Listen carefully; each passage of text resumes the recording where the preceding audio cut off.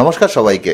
Recently SBI একটা অবাক করে দেওয়ার মতন একটা ফ্রড হয়েছে। আমরা কিন্তু মানি কন্ট্রোলের একটা রিপোর্ট যদি দেখি সেখানে কিন্তু দেখতে পাবো হায়দ্রাবাদ এসবিআই ব্রাঞ্চে একটা ফ্রড হয়েছে 175 কোটি টাকা, এবং যে স্ক্যাম গুলো হয়েছে সেগুলো কিন্তু বেশ কিছু জালি অ্যাকাউন্ট খুলে করা হয়েছে। এবং অবাক করে দেওয়ার মতন যে কাণ্ড সেটা হলো হায়দ্রাবাদ এসবিআই ব্রাঞ্চে ম্যানেজার এছাড়াও তার সাথে সাথে বেশ কিছু লোক কিন্তু এর সাথে জড়িত ছিল। তা ব্যাপারটা পুরোপুরি কিভাবে ঘটেছে আমরা সেটা একটুখানি দেখে নিই। আমরা কিন্তু খবরের দিকে যদি চোখ রাখি তাহলে কিন্তু দেখতে পাবো যে বেশ কিছু জালি অ্যাকাউন্ট খোলা হয়েছিল, এবং জালি অ্যাকাউন্ট খোলার জন্য একজন ব্যক্তি ছিলেন যিনি কিনা বিদেশে বসেছিলেন এবং বিদেশে বসে পুরো সিস্টেমটাকে অপারেট করছিলেন। এবং এখানকার যে ব্রাঞ্চ ম্যানেজার ছিলেন, ব্রাঞ্চ ম্যানেজারের সাথে আরো বেশ কিছু মানুষ জড়িত ছিল যারা কিনা গ্রামের বিভিন্ন ধরনের মানুষ যারা খুব একটা শিক্ষিত নয় তাদেরকে বোঝাতো এবং বুঝিয়ে তাদের নামে বেশ কিছু জালি অ্যাকাউন্ট খোলা হতো, এবং সেই অ্যাকাউন্টে কোটি কোটি টাকা ট্রানজাকশন হতো এবং সেই টাকাগুলো চলে যেত বিদেশে।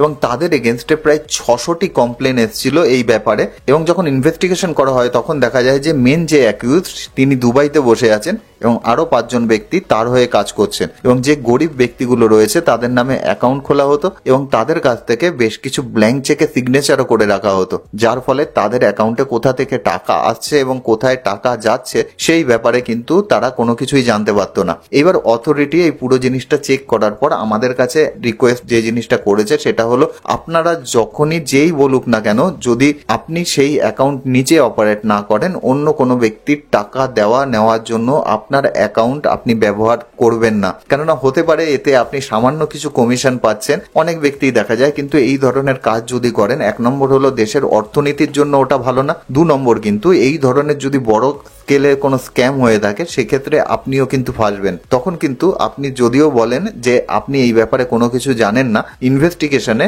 আপনার নাম কিন্তু থাকবে এবং বেশ কিছু হ্যারাসমেন্ট আপনাকে কিন্তু পোয়াতে হতে পারে, এবং যদি প্রমাণ হয় যে আপনিও এর সাথে যুক্ত তাহলে কিন্তু শাস্তিও হতে পারে। সুতরাং সবাইকে রিকোয়েস্ট করব, এই ধরনের কাজ যদি কোথাও হয়েছে, আপনাকে যদি কোনো ব্যক্তি বলে কোনো একটা অ্যাকাউন্ট খুলতে এবং সেখান থেকে কোনো ধরনের কোনো ট্রানজাকশন হবে এবং তার বিনিময়ে আপনি কিছু কমিশন পাবেন, তাহলে কিন্তু সেই ধরনের কাজে বা সেই ধরনের ফাঁদে পা বাড়াবেন না। এটা কিন্তু ভবিষ্যতে আপনার জন্য ডেঞ্জারাসও হয়ে যেতে পারে।